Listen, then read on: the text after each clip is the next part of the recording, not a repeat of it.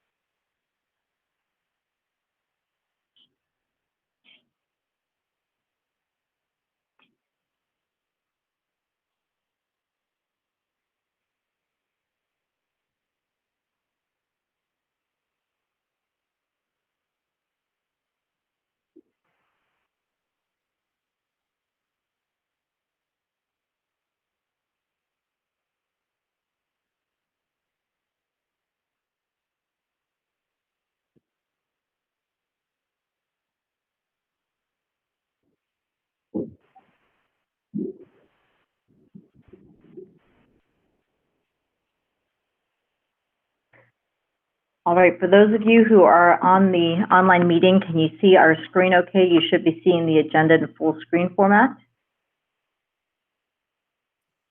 Yes. Yes, we can see it. Excellent. Perfect. And everything okay with our audio? Can you hear us clearly?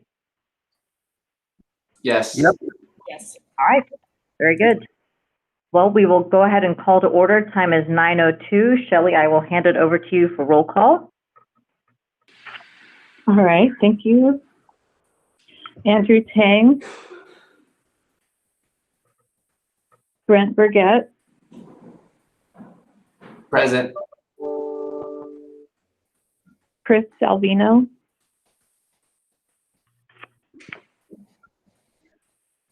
Clifford Jones.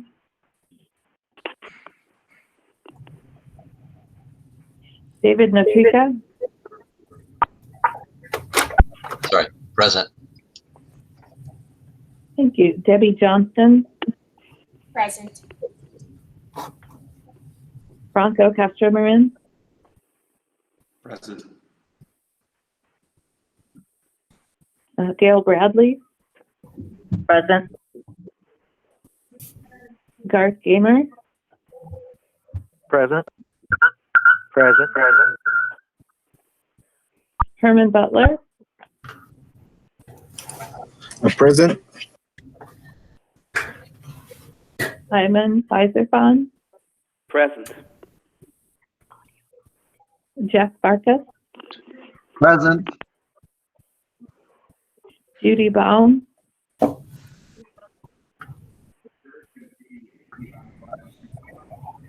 Melissa Anderson.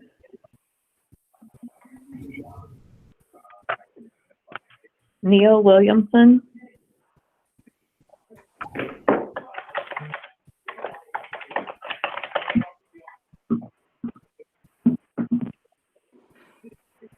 Let me check my chat window here.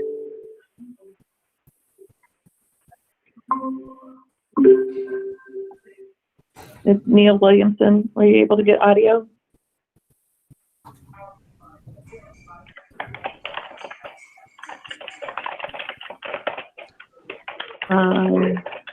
Nirav Patel.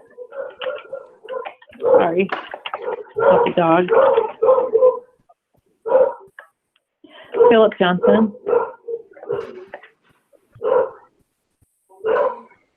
Rodney Reed. Present. Sandy Nygaard.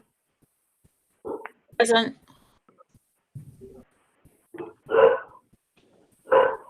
Sharon McDonough. Present. Sean Boker. Present. Tara Johnson. Present. And Vicki Bennett. Present. I counted 16. So we have quorum. Excellent. Thank you, Shelley. So just a few Google Meet housekeeping items I wanted to make sure that we covered. If you are on the online meeting, if you hover your mouse over the bottom part of the screen, the buttons will appear to turn your video on and off, to unmute and mute yourself, as well as to hang up. Just a reminder for all attendees, these meetings are public meetings, so they are recorded and will be posted to the ADHS website. Anything said verbally, viewed via webcam, or typed into the chat box is recorded and becomes part of that recording, which is posted to the web. Please remember to keep yourself on mute when not speaking. If attending by phone only, press *6 to unmute yourself. Shelley will be displaying materials for the group, so there's no need to present your screen or share your screen. Both Shelley and Julia, and I believe Allison, are all monitoring the chat box for questions as well. And for everyone's benefit, since we are doing this remotely, if you could please identify yourself before stating your remarks, so we can capture who's speaking. We are getting a little bit of background noise, so if we can please make sure everyone is on mute. Thank you.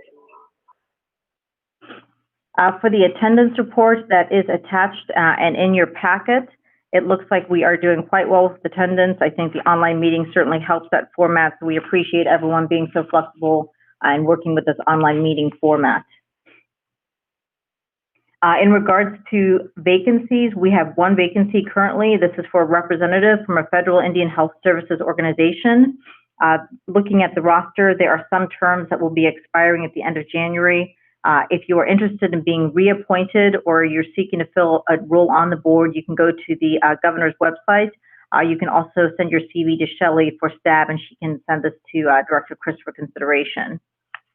In your meeting packet, we do have the attendance schedule for the 2021 meetings. We have tried to kind of cross-check this against most of the big national conferences, but we always ask that each statutory committee review this schedule and make sure there's no conflicts. So if you could please make sure to just take a quick glance in this and let us know if there's any major conflicts that you see.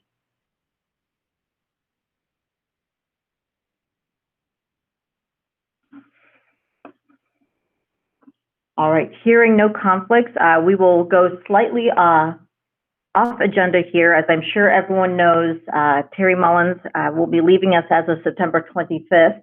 Unfortunately, in COVID times, the best we can do for a send-off is an in-person quick photograph where we stripped our masks off. And so we just wanted to really take some time to really send our thank you to Terry. You know, I think he's been here almost 15 years. Has been a huge component of EMS in Arizona and really working with all the stakeholders across Arizona and the trauma system especially. So we really wanted to just take a minute and recognize Terry for all of his work and wish him luck as he goes back to Montana. So he's going back in time for some snow. I think they've already had snow while we're having record heat. But again, a really big thank you to Terry, and we're going to miss him greatly here at the Bureau.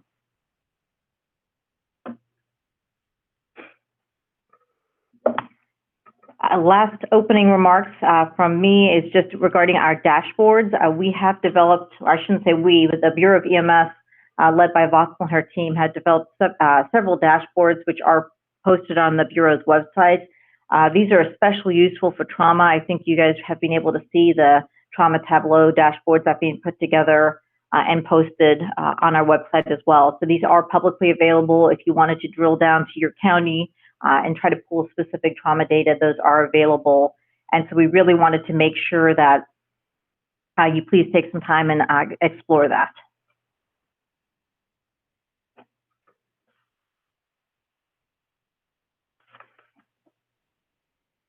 All right, and I will hand it off to Terry for his Bureau Chief report. Good morning, everybody. Thank you, Dr. Bradley, and thanks everybody for your nice notes. It's a bittersweet for me to be moving on from Arizona. We've had an opportunity to work together for quite a long time, and I've appreciated all of your patience as we here at the Bureau have worked to provide services to the trauma community. I wanted to just give you a bit of an update for how the department will be conducting the search for the Bureau Chief position. My boss, Jessica Rigler, has asked that the department advertise the position very broadly, both in-state, within the department, in-state, and across several, and with several national organizations. And we have been receiving resumes and applications, and I believe she will try to begin the interview process early next month. And it typically takes something on the order of 45 days to make an offer and onboard someone. So I would anticipate by mid-November there should be a replacement Bureau Chief. In the meantime, Ethan Yanofsky will be the acting Bureau Chief, and any questions that you have, of course, just follow your normal process, working with Noreen and her team. Ethan will lean in, and Dr. Bradley will lean in, and Ben will lean in, and they'll provide whatever service that or any assistance that they can. The other thing I'd like to briefly talk about is the fact that we are in the process of updating Article 9 in our rules. Article 9 is the CON rules, and Shelley's displaying a graphic right now, which is all the ongoing rule making that is taking place. Some of these are related specifically to air ambulance, others ground ambulance, and then some are a mix between ground and air. Article 9, though, I think is of interest to all three of our statutory committees simply because it's the one that deals with certificates of necessity and data collection and quality improvement. And so we have sent out a first draft of the Article 9 rules, and that first draft is based on extensive public comment that we received from our stakeholders last fall and early winter. And the comment period for this goes until October 4th, and then we will have the first virtual public meeting on October 14th from 1 p.m. until 4 p.m. If you have not, by any chance, been on the messaging list, the email list for the rules update and other department, other bureau and department notices, please send Shelley Bissell an email, and she will tell you how to get on the distribution list. We want to make certain that as many people are available and can participate as possible. Because the Rule 9 hearing, public meeting will be virtual, it will be a challenge to allow verbal participation from probably a few hundred participants. And so we are asking folks that can to select a spokesperson from your industry so that we can have a fewer number of people needing to make public voice comments. But there is also an online survey tool to submit written comments, and we encourage everybody to submit written comments. This will be an iterative process. We'll take the comments and have our meeting on October 4th, create a second draft, and that process will continue iteratively through the next several months before we have a final draft.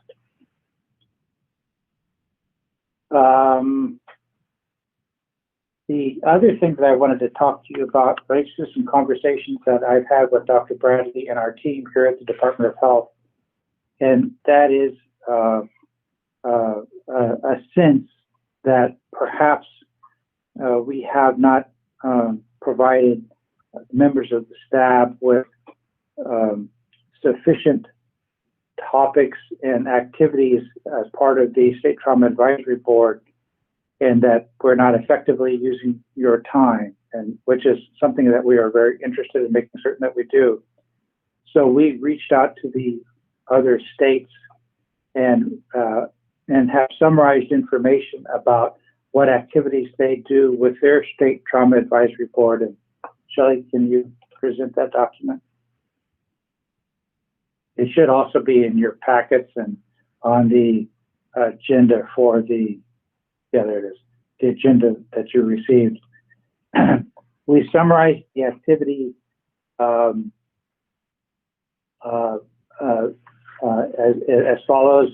This is common across many states, that there is an ACS Committee of Trauma Chair report for each state. Frequently, there's a Stop the Bleed update. Many state trauma advisory reports make room for ongoing trauma research, and then also ask the state trauma, the trauma nurses and the American Trauma Society to do a report. And then for those states that have military bases, they frequently invite them to provide a report. Public health emergency preparedness was called as a common theme that we saw in state trauma advisory boards, as are injury prevention activities, EMS education, and then updates on time-sensitive illness and injury systems. And that only makes sense because, frankly, it was the trauma system of care that kind of has been the model for all of the other time-sensitive illness systems of care. So that's and that's a common theme. We discussed that several states have discussed designation process, analysis, and improvement. Many states discussed the designation review with discussion and votes. They frequently have strategic plan updates, and they have telemedicine work groups. They have a pediatric update, a legislative update, area imbalance, interfacility, medical director reports, and system development reports. We saw that several states have regional trauma data reports that they present at their staff meeting, and then they have rotating trauma data presentation based on their audit filters, regional trauma reports, member roundtable, and then we noticed that several states also discussed information from their opioid data reporting. When I was speaking with Dr. Bradley, we thought it would be appropriate to present this information to you, and I think it's also a discussion and action item later on in the agenda, so that you can kind of assess whether or not these are activities that you all feel the State Trauma Advisory Board should look at including as we go forward. And if there are no questions, I think that'll be the end of my report, Dr. Bradley. Thank you very much. And for those of you who may not have had time to review that report, if you can maybe take a few minutes during the meeting just to glance through that. We are going to kind of discuss potentially adding some of those items to the agenda later on in our discussion and action items. Next, I'm going to turn it over to Ben Fisher for our services section update.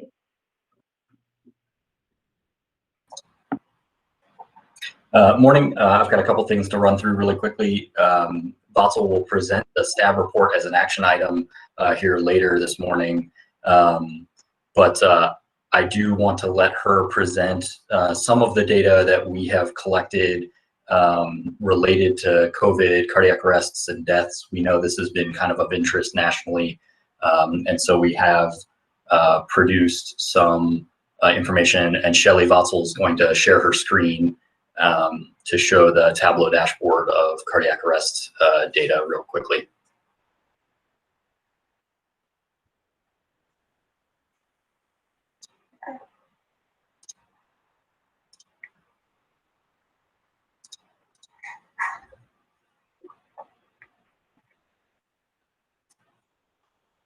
Vatsal, are you able to present? No, Ben, I'm here.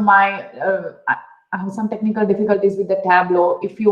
Is that okay if I present the STEM report and this dashboard together? Because the Tableau is giving me a trouble right now to share the screen. Let me, I think we'll do the Tableau later, and I will just present it as the PDF, if that's okay. Yeah, that will be perfectly fine. Okay. Yeah, that's practically my Tableau. Okay, perfect. Yeah.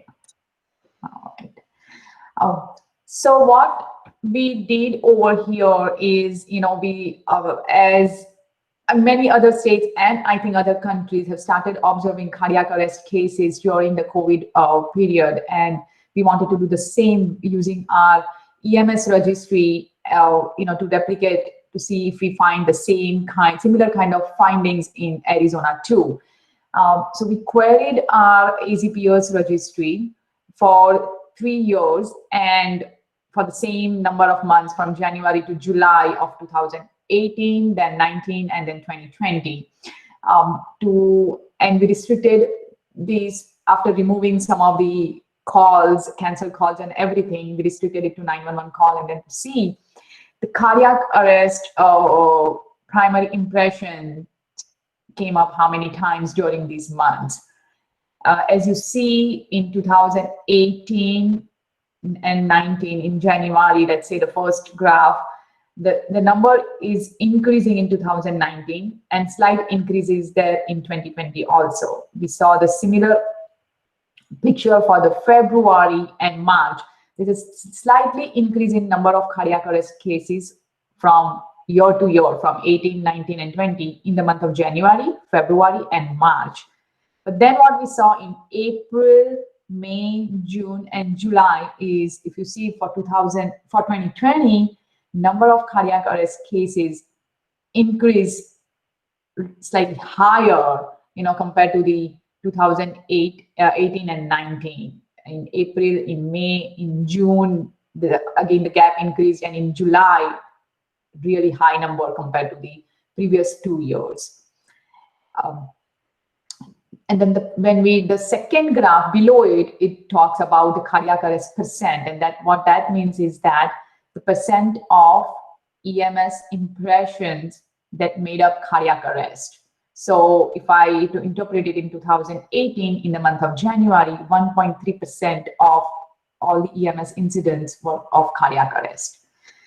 And so if we see again for the January, February, and March, there is 1.3 to 1.4% kind of. But when we went into April, May, June, July, again for 2020, the percent of EMS impressions, like almost 1.6% of EMS impressions were cardiac arrest. And then we wanted also to make sure that, okay, let's see with the population, maybe the population is increasing in 2020, and that's why we are seeing a lot of cardiac arrest cases. So we just wanted to remove the influence of the increase in population. So what you see at the bottom graph is the rate per 100,000. And again, even doing that, we saw increasing number of cardiac arrest cases from the month April, May, June, and July compared to the last 2 years. So that's just the proportion of cardiac arrest cases. And the second graph tells you what was the patient disposition, like, either they were kind of dead or they get transported to the hospital at the field, like EMS disposition, what was that? And I'm gonna focus more on the transported cases because it's one or the other. So transported cases, if we see in, again, if we, like in January, February, and March, it's kind of a similar percent gets transported to the hospital. But then the number started decreasing in 2020 for all of the months like April, May, June, and July. Less and less patients were transported to the hospital compared to 2018 and 2019.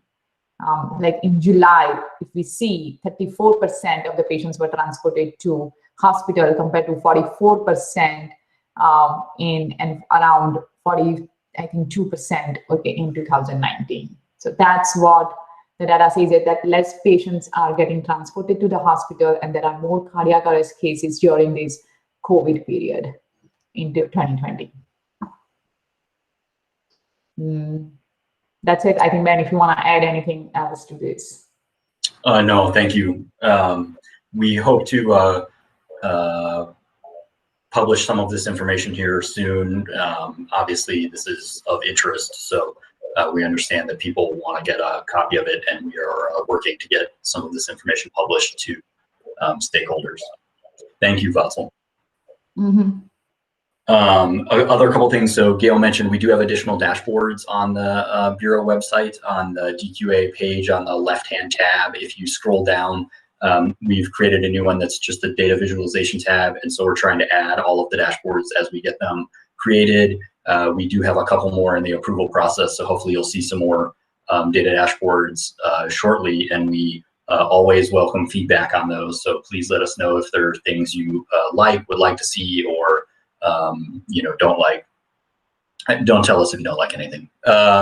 The trauma registry to AZ Peers linkage is now working. The matching requires an exact match, so the date of birth and patient name have to be an exact match, which I know for the trauma centers and trauma registrars, sometimes that's an issue with EMS data. We're talking about other things we can do to try to improve the matching, but the instructions for how to do that and how to sign up are available from Mary Benkert. So if your trauma registrars are interested in that, please reach out to her.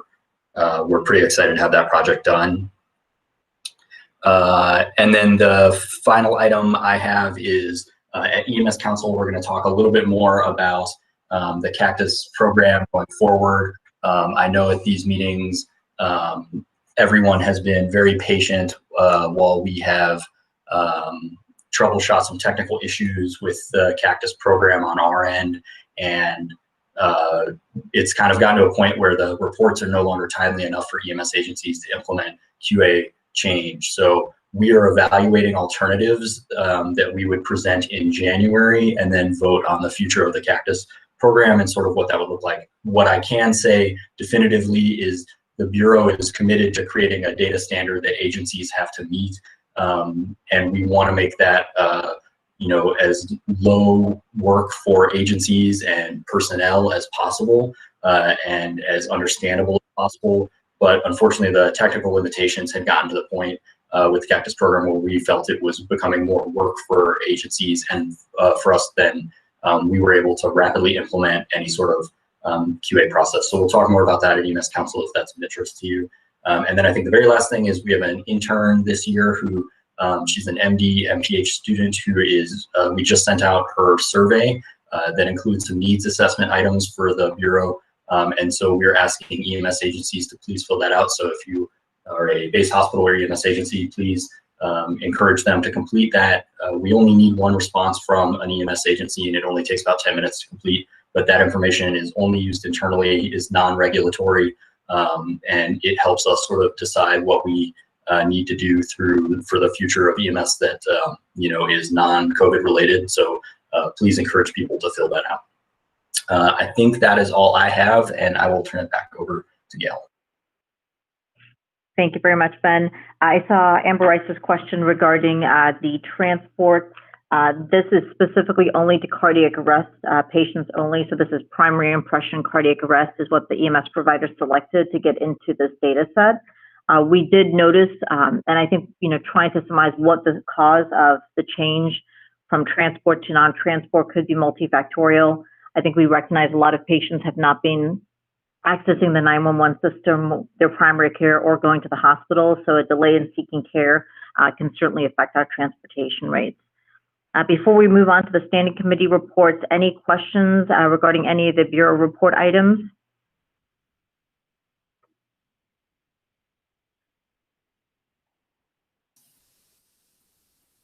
All right, hearing no questions, we will move down to the standing committee reports. First up, Sean Boker for Trauma and EMS Performance Improvement Standing Committee, please. Good morning. Can everybody hear me? Yes, thank you. Okay, excellent. So we talked about at our TEPI meeting, we discussed the discretionary reports and decided that opioids would remain in the first slot, but there was a recommendation for an additional report or additional evaluation, and that was on the safety of COVID guidelines and recommendations. And I think everybody wanted to evaluate what EMS is currently doing with those, how they're using them, and if that's affecting the care of the patient. And so we agreed to add that as a second item in the discretionary reports, and all of the other items were moved down. We reviewed the Cactus data set as well, and we discussed, the purpose of the Cactus data set is a quality improvement to give benchmark data back to EMS agencies. And we have core data elements. Almost all of those are above 90%. A few are below standards, but the total data completion is at 82.2%, I believe.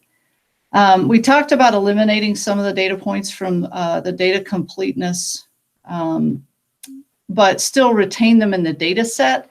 And the rationale for that is because some, like the secondary impression, don't apply to all patients, i.e. chest pain. And it's not a mandatory field, so people struggle to get those filled in. And because it's not consistently completed, it skews total completeness percentages. So there was a proposal to identify elements that we don't expect to have a high percentage be complete. And then we also discussed the premier percent complete requirement that no benchmark has really been approved yet. And so we kind of talked about further recommendations to the EMS Council that we would continuously evaluate these items and determine which ones are indeed impacting completeness and whether or not they need to be continue to be included in the total data completion. And I think that's primarily it for TEPI. Thank you. Thank you very much. Next up, Sandy for Education Committee. Thank you. Can you hear me okay? Yes, we can. Thank you, Sandy. Thank you. A lot of our time in the Education Committee meeting was spent on reviewing our and amending and doing the updates for our PowerPoint presentations. We worked on sepsis, the training modules for sepsis for Brewery, and chest compressions only PowerPoint. So that was a lot of our time was spent reviewing those. So that was really all I have to report. Very short. Excellent. Thank you, Sandy. Next up, Franco for PMD. Microphone check. Can you hear me okay? Yes, thank you. Okay, so the PMD Standing Committee met on July 16th. We had a quorum. The main issues were, in the chairman's report, we reviewed the T3Gs, drug profiles, and Table 1, all posted to the website by that time. EMS for Children also gave a report as far as discussion and action items. We approved our minutes. We discussed, amended, and approved the updated Table 5.1 Arizona Scope of Practice for EMCTs with several wording edits and organizational layout changes there. That motion did pass. We discussed adding high-flow nasal cannula to the paramedic scope of practice, but felt that that was covered with more general language regarding positive pressure ventilation devices. And then we discussed the bylaw review and roster roles as well. There was specific discussion about trying to add a toxicology expert to the roster for PMD in addition to the current roster as it stands now.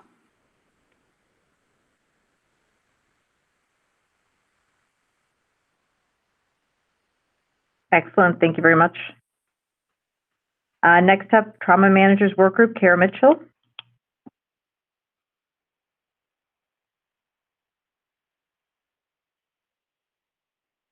All right, Shelley said she is not sure if Kara is on the line.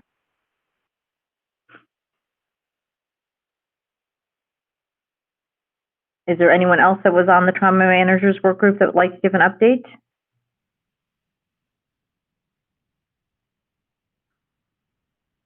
All right, if not, we will move on to the PACES report. Julia? Good morning. At the PACES meeting in July, we discussed the results of the National EMS Data Analysis Resource Center survey from earlier this year, and that survey will take place again this upcoming year from January to March. So that's a survey of all EMS agencies. We also discussed the National Pediatric Readiness Assessment, which was supposed to take place this year, but will now take place next year. So promotional materials for that will soon be going out to emergency departments. We also discussed and approved the development of a work group for children and youth with special healthcare needs. So we have had one meeting of that work group and hope to accomplish some projects in the future. That's all. Thank you very much. All right, next we will move on to discussion and action item. First in the agenda, we have I think Karen Mitchell's on the phone. I don't know if she's having trouble with her audio.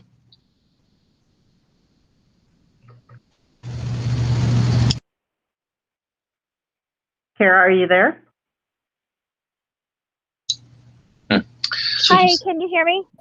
We can now. Can you hear me? Perfect. Oh, perfect. Yes, Sorry. we can. That's okay. Thank you. I apologize. So we are actually planning to meet for the trauma managers on October 25th.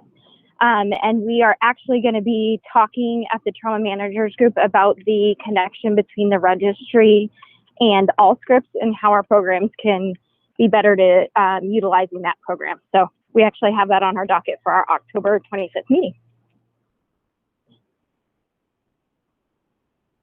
Excellent. Thank you very much. Thank you for catching that, Dr. Nortrika. Next, we will move to the discussion and action items. In your packet, we do have the meeting minutes from our last meeting.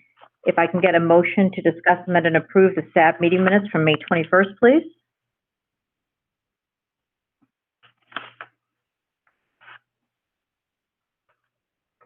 I make motion. Sorry, can we get a name with the motion, please? This is Brent. Forget. Thank you, Brent. Is there a second? This is Sandy. I will second them. Thank you, Sandy.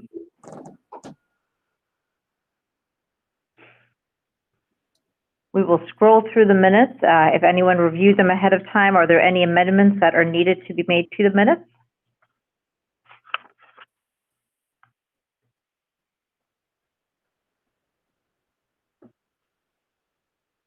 Hearing no amendments, all those in favor, what we may need to do so that we can adequately in this format catch approval.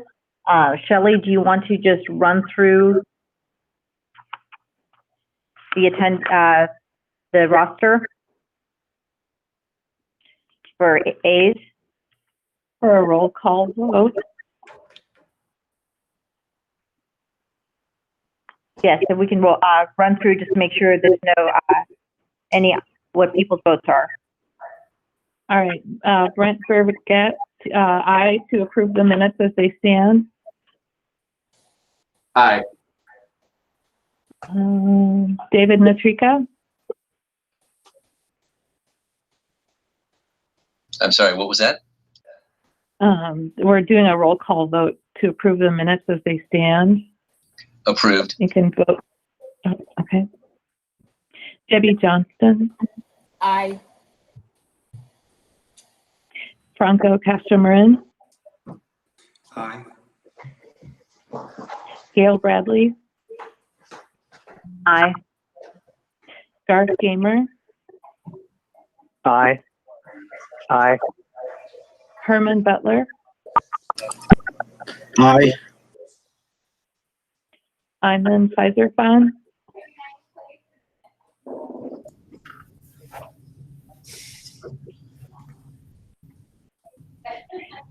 I don't hear Ayman. Jeff Farkas, Aye. Neil Williamson, Aye. Rodney Reed, Aye. Sandy Nygaard, Aye. Sharon McDonough, Aye. Sean Boker, Aye. Tara Johnson, Aye.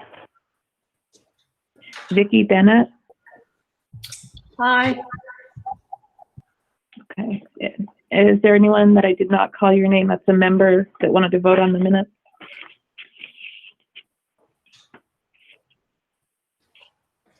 All right. Hearing no nays, the minutes are approved as stands. Thank you, Shelley. Next, we'll move on to the 2020 annual staff report. If I can get a motion to discuss, amend, and approve the 2020 annual staff report.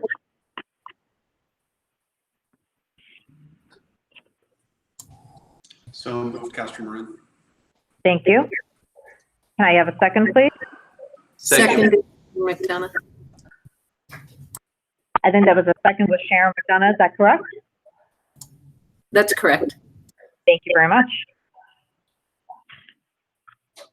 All right, hopefully everyone who is online can see the screen that is presenting. This did go out in your packets as well. So we do have this in here. I want to make a big thank you to Vatsal and her whole team for putting this report together. This is a lot of work annually. It's really important representation of trauma and injury across Arizona. So we really appreciate all the effort that went into this.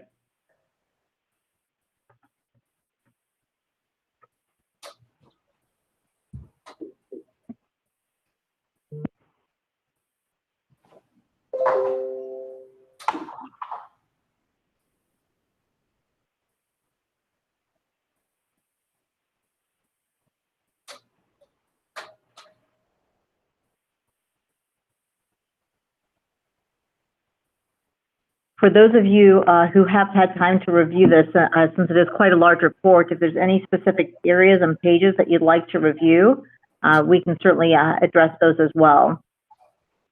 So this is definitely an opportunity for the committee to kind of review the data, give feedback, and provide any thoughts that you'd like to add to this report.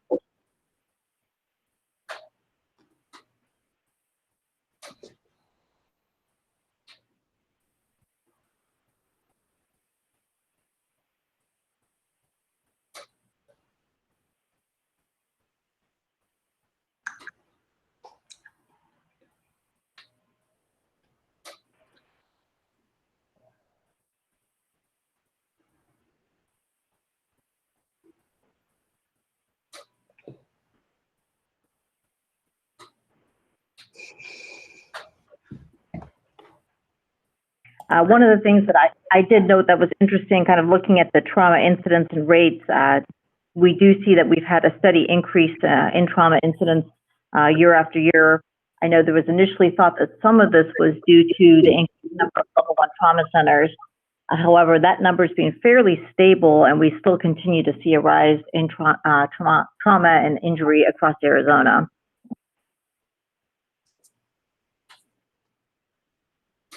Vatsal, are you on the line to discuss? Yes. Yep. Do you want me to start? Yes, please. Can we please go to page 6, Shelley? Yeah. So this page describes a summary of the trauma, our annual trauma report. We had total 47 hospitals submitting data for the 2019 year. Of those, 13 were level 1 trauma center. One of them was a pediatric trauma centers. And a total of 58,000 cases, 604, 58,000 cases were reported to the trauma registry. Let's go to page 11.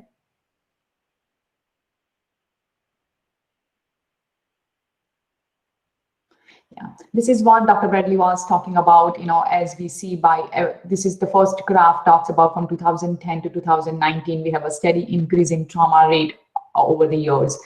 And again, yes, we have increasing in the trauma center, but in last few years, we do not have much increase in the trauma centers, and we still see that steady increase in trauma rate over the years. Figure 2 talks about age and gender specific trauma rate per 100,000. And as we see that all age groups are higher among males, except for the age group 65 plus, where the female have a higher trauma rate compared to, slightly higher trauma rate compared to males. Otherwise, in each of the age groups, males, we see a higher trauma rate. When we look at the race-specific trauma rate, figure 3, can we scroll down a little bit? Down, yeah, yes. American Indian and Alaska Native have the highest trauma rate per 100,000, and followed by whites and then black. Asian and Hispanic had a the lowest trauma rate compared to other ethnicities. And I think this has been the picture since many years now. Okay. Page 12, next page, please. Yeah. This table gives all the mechanisms of injury reported to the trauma registry. So we had total 58,604 cases of trauma, and we see that fall made up 45% of all our trauma cases. Now followed by MBT occupant, another 20%, and then followed by stuck by and against is around 7% of the cases. So yes, almost approximately half of the cases were falls in the trauma registry. The third column shows the deaths, total 1,335 deaths, which is kind of 2.27% mortality. Let's go to next page, table 5. Now in table 5 is the same, exactly same information. It breaks down by the mechanism of injury, but this is only for the severe trauma, which is ISS greater than 15. So there are only 5,873 cases where ISS was greater than 15. So these are more severe cases. And again, in that, fall came out to be the number 1 mechanism of injury, followed by occupant. And then you say instead of stuck by against, we see the motorcyclist. So there's a slight change in the order of mechanism of injury, but the fall is like number 1 in both. Let's go to the next page.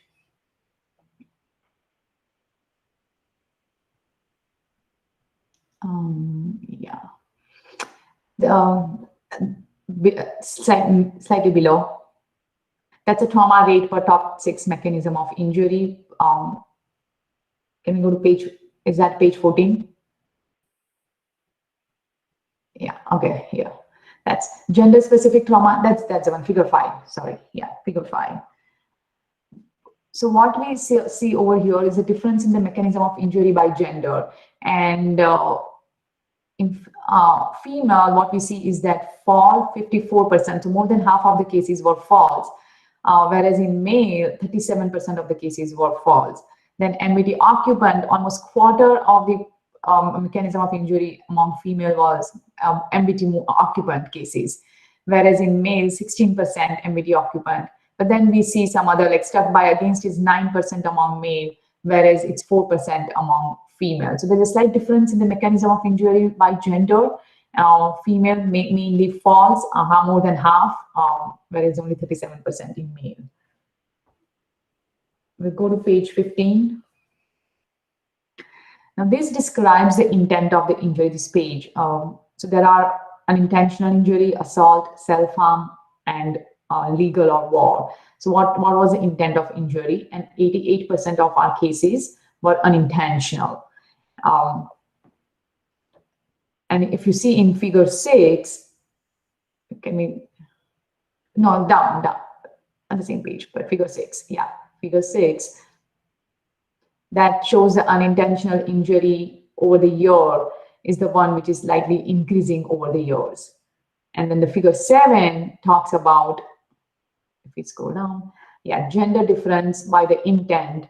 What we see in female, slightly higher percent unintentional compared to male. And so among male, assaults are slightly higher compared to female. So that's just describing the intent by gender. Let's go to page 17. So that's trauma mortality. We have been since years, our trauma mortality proportion is in around 2%. And that's what, again, in 2020, we observed 2% mortality rate. And as we see, as the age increases, kind of the mortality proportion increases with the age. Can we go to page 18, please? So trauma mortality, gender-specific trauma mortality, and there's a huge difference between male and female. I think almost male have 2.5 times higher mortality as compared to females. And when we look at the race and ethnicity of whites, Hispanic and Asians have the lowest, but then the white, American, Indian, and Black kind of have similar high mortality compared to, again, Asian and Hispanic. They have the lowest mortality per 100,000. Can we scroll down a bit below? Yes. Dr. Castro-Marin had a question regarding the trauma rates and mortality. Sure. He wanted to know, do we have a table comparing year after year changes in mortality rates? We can certainly do it. I don't have it right now to show it, but as I say, the year after year, the proportion is kind of very steady. It's in the 2%, but the rate wise, we can certainly do it and, include it. Excellent, thank you. Yeah. Franco, did that answer your question? Yes, it did. Thanks, Gail. Okay. What we see in figure 15 is the age-adjusted trauma mortality rate, and we have compared the trauma registry with statewide trauma deaths, and the way we calculated statewide trauma death is from using the death registry database, which is DAVE, database application for vital events. And you see over the last, it's kind of also somewhat answers your question, Dr. Castro-Marin, is year by year you wanted to see the mortality, and obviously this is an age-adjusted mortality, which again, it's very good if we want to do the comparison over the years. So if we see in ASTR from 2017, 18, and 19, there is not much, slight increase in 2019, but 16.1 to 17.1, there's increase in mortality over the year. And I have Dave, I did it over there. It's just to show that we still do not account for all the trauma-related deaths in the state of Arizona in the registry. So that's where we see the difference that, the people who are dying at some other hospital, non-trauma hospitals, or at death or on scene, we are not able to capture this in ASTR. So actual burden of trauma is really higher than what we see in trauma registry.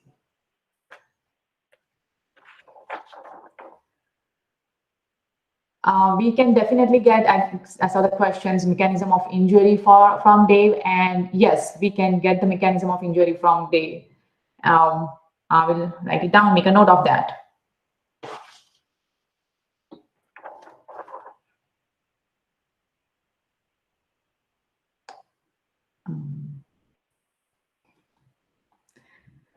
Right, we go to trauma charges. Yes. Now this, again, last 3 years of trauma charges, we see, 2.1 billion to 2.6 billion to 3 billion trauma charges. And the median, I don't know what's over there, in 2017 to 18, we made a jump from median 23,000 to 28, but in 2019, the median charges were not very similar to 18. Let's go to page 21.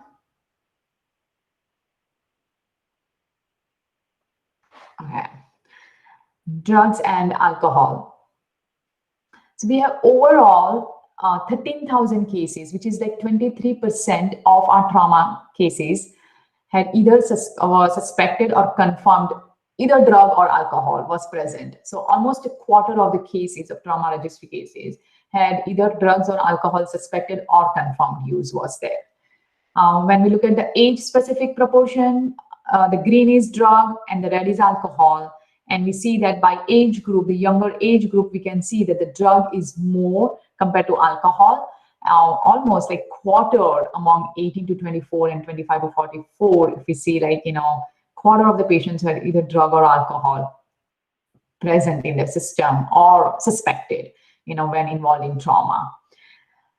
When we look at the race-specific trauma proportions, we see the preference over here, like American Indian, we see more of alcohol, and that's huge, like 42% of the American Indian who were involved in trauma had either suspected or confirmed alcohol.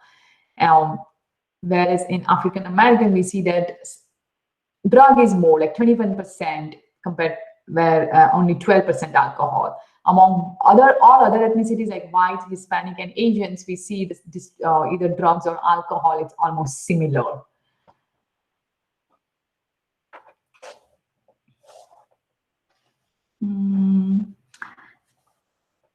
Okay, intent specific. Thank you. Intent specific trauma proportion by alcohol and drug.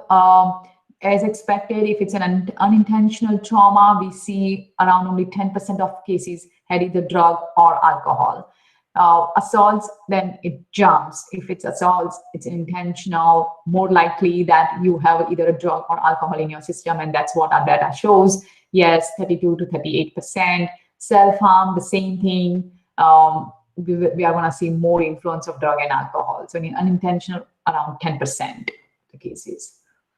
And then the figure 20 shows which mechanism had what proportion of drug and alcohol. And it's going to be again similar. We will see less among falls and MBT occupant because they are unintentional, whereas struck by against cut peers, we are going to see high because they are intentional traumas. Okay. Can we go to page 22, please? Yeah. Page 22, protective device. One before. Yes, 22. This talks about use of protective device in different mechanism of injuries. So MVT occupant, we have that's pretty good. And over the years, I'm observing we are here around 70%, between 70-75% seatbelt use. And that's what it shows year by year. Some of the age groups, middle age groups, those 15 up to 44, we see little lower, but other than that, it's pretty good. Pedal cyclist, as always, we have a very less helmet use among pedal cyclists. And we also see in figure 24, if we go off-road vehicle, we see the similar picture. Can we scroll down a little bit down? Yeah, again, the helmet use among the off-road vehicle occupant, these are basically for recreational vehicles. And we see the similar thing. People are not wearing helmet that much. Motorcyclist, it's around 60% helmet use. Among all the age group, a little bit here and there, the differences. Okay, can we please go to page 23? Access to care. Okay, so this table 18 and 19 talks about access to care, and we basically restricted this table to only the severe trauma patients, injury severity score greater than 15. And these are the patients basically needs to reach to trauma center, as soon as possible. Sorry, my screen got locked. I was not touching the laptop. Just give me a second. Yeah. So what we see is, before I interpret the data, I want to again point it out, injury missing time. We have more than 50% of the cases around 50% of the cases where I didn't have the injury time to calculate this median time. And hence, the data is kind of not reliable. Again, it shows the importance of how valuable this information is and how valuable is that we need to get some of the pre-hospital information. But in that remaining 50% of the cases, what we see is statewide 49 minutes it took, from injury to arrival of the ED for patients with ISS greater than 15. Slightly higher in rural than urban. And what we see in table 19 is that, okay, if you have an in-between halt. So if there's an interfacility transfers, then obviously the transfer patients are going to take a longer time than reaching to their last destination. And it shows in between time at another hospital and then reaching to a definite level of care. So around 326 minutes it took from statewide. But again, I see that I have an injury time missing in a very large proportion of cases.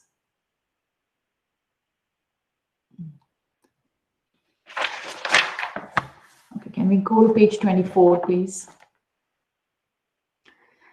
This is a regional analysis. And so what we see as every year, we see that northern region, we have higher trauma rate compared to the central and southeastern. Like southeastern has the lowest trauma rate, followed by central, and then the western is little high, and then the northern comes out very high. So figure 26B, we saw like, okay, let's see about the injury severity score greater than 15, and then we again saw the same picture. Northern had a higher trauma rate compared to all other three regions, kind of got very similar when we restricted to only severe cases. But northern, we still saw high compared to other regions. So we wanted to back up our data that, okay, are we seeing the same, am I seeing the same picture in the hospital discharge database where it captures each and every injuries? So if you slightly scroll down and we can see table 20.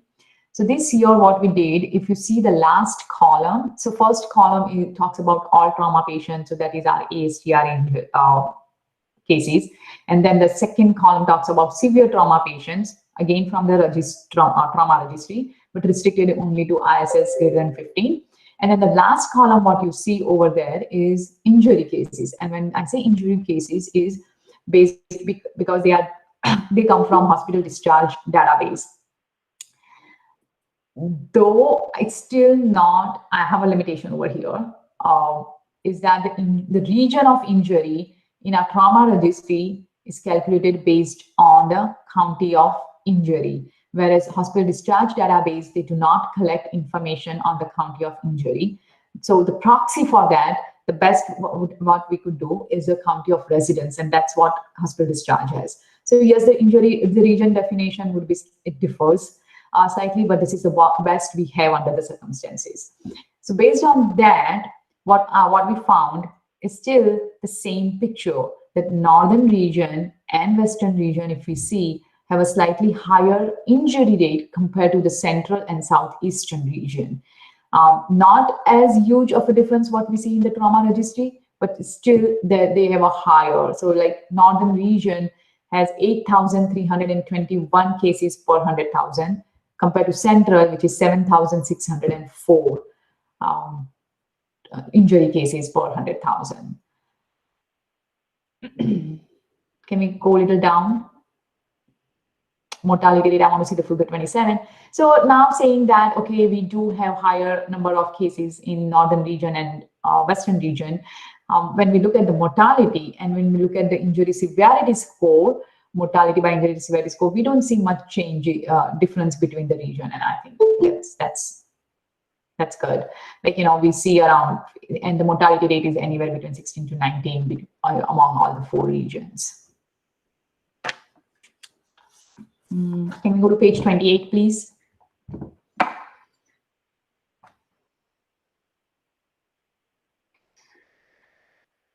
Right. This is traumatic brain injury.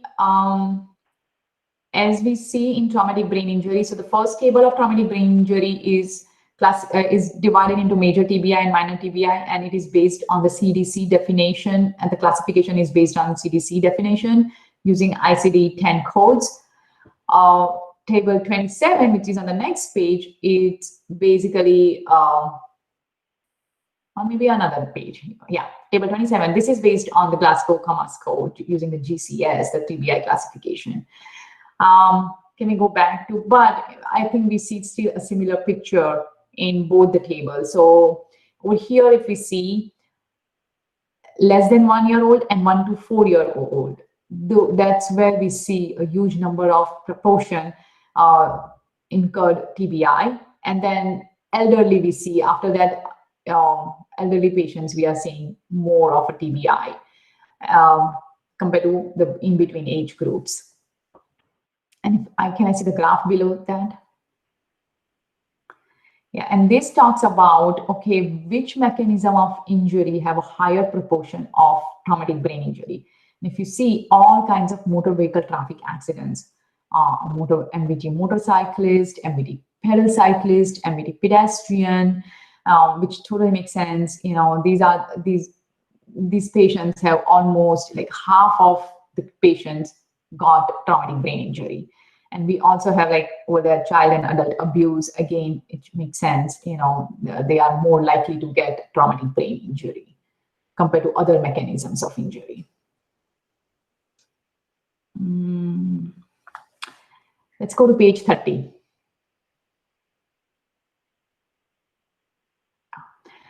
So this table 28 shows us the admission rate and then the discharge to rehab rate.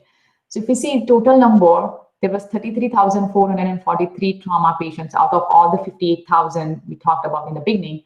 33,000 got admitted to the hospital. And then when we look at the admission rate by primary payer, then Medicare population, we see 34% got admitted, which kind of again makes sense.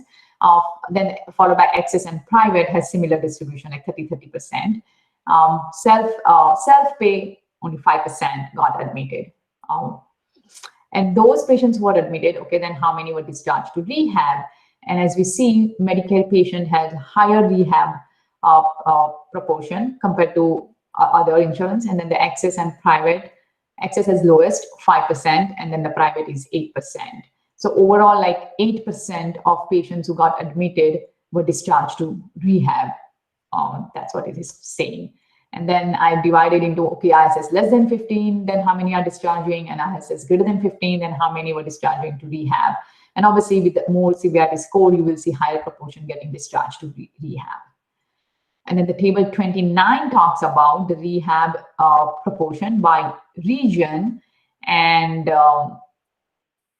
I mean, it's anywhere between 7 to 10%. Southeastern region is 10%, whereas central region is 7% is discharged to rehab. So that's it. That's the end of STAB report. All right, thank you very much. So we did get a couple notes. I'll just run through this, the comments that we got that we will definitely look for next year.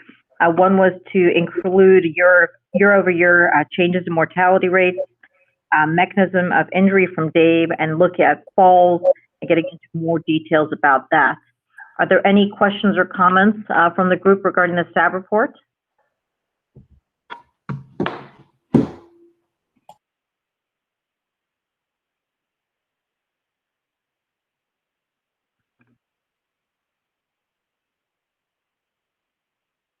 Thank you, Sean. Yes, great work to Vossel and her team. Any other questions or comments about any component of the report? Gabe, just only one thing I want to say. I saw some of the comments and some of the questions. I didn't have time to go through each of the questions, but we will get back to you guys, you know, once I will work on those questions, and we'll get back to you guys on that. All right, so my last attempt to try to get everyone's vote was rather ineffective. So I think what we will do this time, we had a motion and a second. We will take a vote. All those in favor that say aye, and then if there's any opposed and say nay. If there's nays, we'll do a roll call vote. So all those in favor of approving the staff report as presented, please say aye. Aye. Aye. Aye. Thank you. Any opposed? Any abstentions? All right, thank you. Staff report is approved. That was much more efficient. Thank you for bearing with me the first time. The next is more of a discussion item. We did want to bring forward just an open avenue to discuss the regulatory impact of COVID-19. We recognize this global pandemic has changed kind of all components of medicine, from certainly pre-hospital and into hospital setting. We wanted to just give the opportunity to this group to bring up any questions or concerns that they may have in regards to COVID and the trauma system.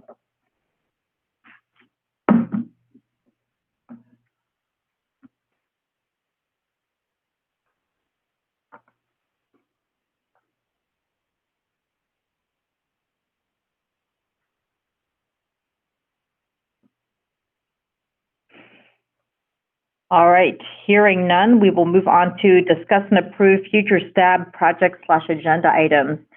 So Terry mentioned the list of activities that we received from other state trauma boards and committees, and I wanted to kind of go through this with this group and just see if any of these reports would be beneficial for us to add to the STAB agenda.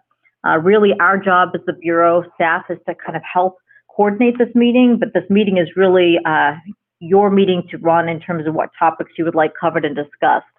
So we really wanted to just bring out some of the discussion pieces and ideas that we got from other components in other states, and really see if we could add some of this to the agenda to make this more beneficial for your time. So for those who've had the time to look at this, of any of these topics that you see, are there any that you would like to see added to our STAB report and discussion items here? A couple that I look at that seem very interesting to me are trauma research and a military report. I think obviously trauma research is how we guide a lot of our care. We've had some pretty amazing trauma-related research that has come out of Arizona, including the EPIC TBI project, as well as the recent SMR paper that was published as well. And I'm sure there's many others. So I would like to suggest that we include a trauma research report to the agenda, unless there's people in the group that disagree with this. We also have a number of military bases. It would be interesting to see if there's any information that would be interesting to report back from military-related work if anyone works with those groups. So those are just kind of, when I look at this, 2 items to consider.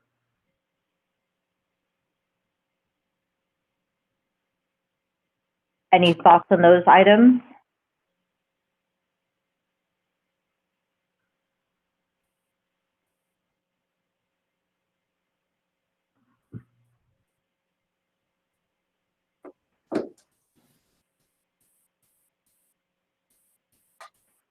Some other items that were also kind of on the list that we got from other states included things along the lines of telemedicine, pediatric updates, air ambulance committee, looking interfacility transport committee, and potentially developing some subcommittees from STAB. So those would be some other options, as well as a regional trauma update. Is there anyone in this group that works with any of the military installations or military personnel? This is Debbie Johnston. I believe we've got some of the military installations, and especially if not the installations, also hospitals, VAs, are part of the Healthcare Coalition. This is the one for emergency response, but I can tap into that group and find out what those actual relationships are. Okay. Hi, Gail. It's Amber. Hi, Amber. Our EMS group works with some of the PJ physicians, the pararescue jumpers at Davis Mountain down here in Tucson. So we have a couple of their PJ medical directors who are part of our EMS faculty group. And work with our EMS fellowship program. So, I mean, we could ask them to, they do research with us and help us out a lot. Okay, that would be great. So I heard from the 2 things that we may add is a trauma research topic, which would be open to anyone who's doing any type of trauma research that they wanted to present, and then a military report. And it sounds like Debbie and Amber have some connections, and we can potentially get some reports from them.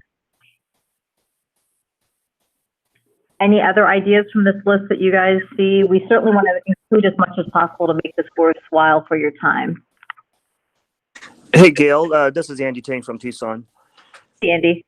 Hey, you know, Nurse Patel is the ACS COT region chair or state chair. And I think that it may be worthwhile to have him kind of discuss the things that are happening on the American College of Surgeons side in terms of trauma care. And I think that coordination between the ACS and the state would be good. You know, there's things like Stop the Bleed, which is one of the agenda you had listed. That's part of the ACS agenda as well. And so things like that can probably be combined. That sounds great. I think that's an excellent, it sounds like Dr. Patel, you just got volunteered. I saw you did join us in the meeting, so excellent. You may get pulled into that, Andy, but I think that sounds like three additional topics.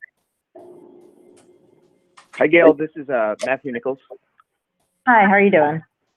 Good. So I'm currently in the Army Reserves. I'm a lieutenant colonel, and I actually work directly for the Office of the Surgeon General of the Army. I'm the Deputy Chief of Disaster Medicine and the Assistant Medical Director for all of Army EMS. When I was active duty, I was at Brooke Army Medical Center, where the Joint Trauma Registry has come from, and basically all the research out of the Institute of Surgical Research for all joint services. So I can reach back and kind of participate in the military side as well. Excellent. Thank you very much, Matt. All right, so I think it sounds like we've got three great topics to add to the agenda for January. I know Dr. Spates is really excited to give an EPIC TBI update with some of the newer research that's come out with that. So we will have at least one research topic.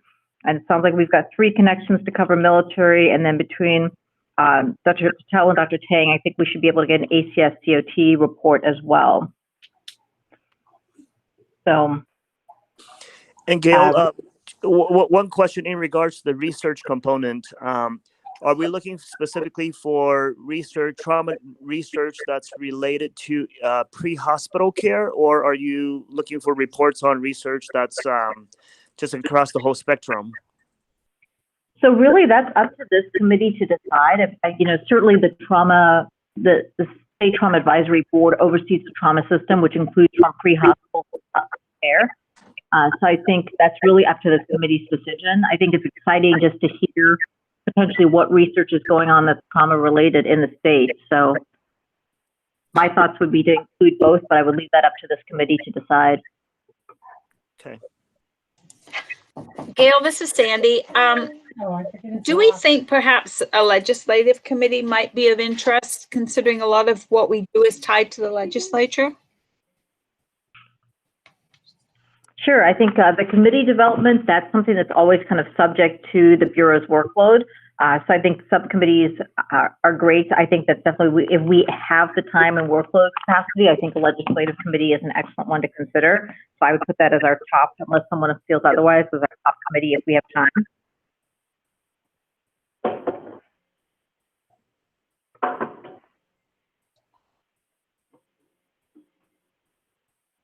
All right. So I think we do have this as an action item because we have discussed and approved future staff projects / agenda items. So if I can get a motion to discuss and approve staff projects and agenda items. So moved, Sprint Burgett. Thanks, Brent. Can I get a second? Second, Sean Bowker. Thank you, Sean. All right. Right now we have the four topics that we would cover at ACS/COT report, trauma research, military, and a legislative subcommittee. Is there any further discussion regarding that or any other items people would like to add to the list?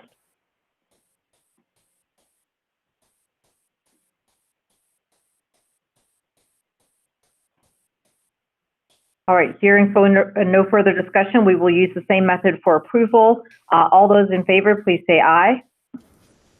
Aye. Aye. Aye. Aye. Aye. Any opposed, please say nay. All right, and any abstentions? Thank you, motion has passed. Well, that is quite exciting. I think it's been a while since we've had new topics to the SAB agenda, and so that will be really good to start adding some additional content to this meeting. Last discussion action item is if I can get a motion to discuss, amend, and approve updates to the bylaws, please.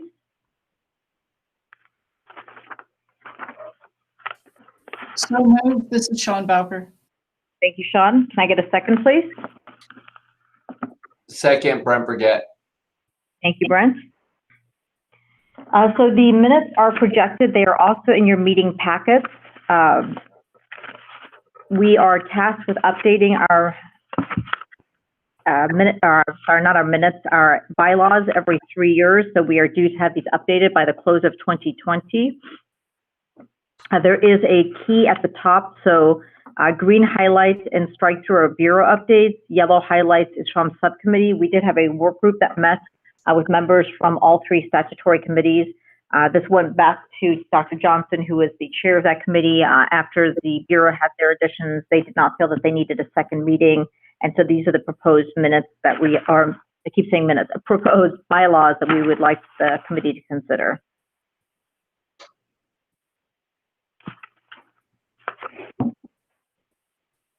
Are there any amendments or changes that the committee would like?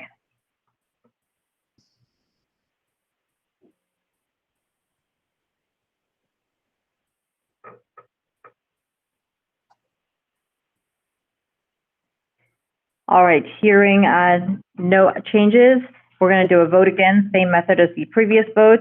All those in favor of approving the updates to the bylaws as presented and in your meeting packet, please say aye. Aye. Aye. Aye. Any opposed?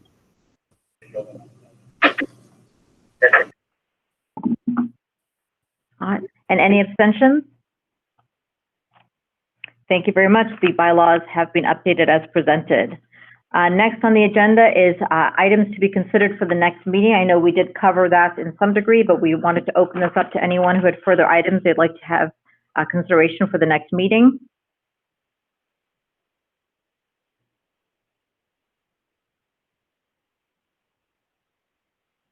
All right, next up, call to the public.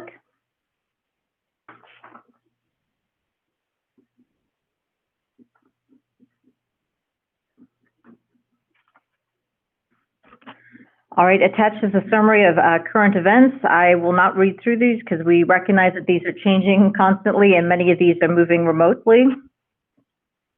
Our next meeting is January 21st, 2021 at 0900. Location to be determined.